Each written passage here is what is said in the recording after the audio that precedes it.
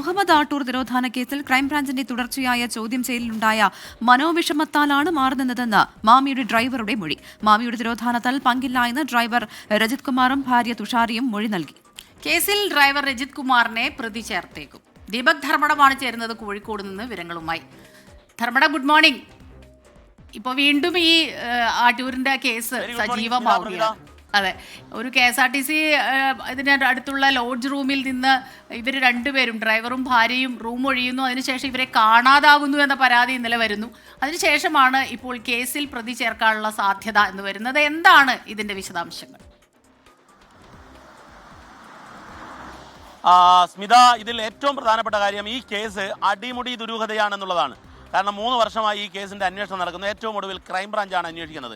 ഈ കേസിന്റെ അന്വേഷണ ഘട്ടങ്ങളിലും ദുരൂഹതകൾ മാത്രമാണ്.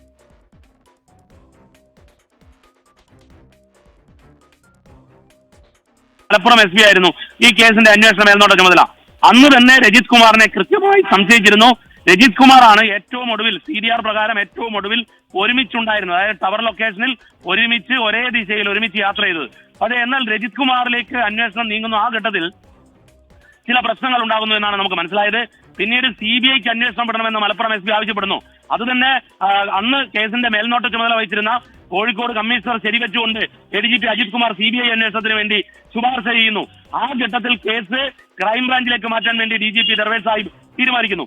ആ ക്രൈംബ്രാഞ്ച് അന്വേഷണം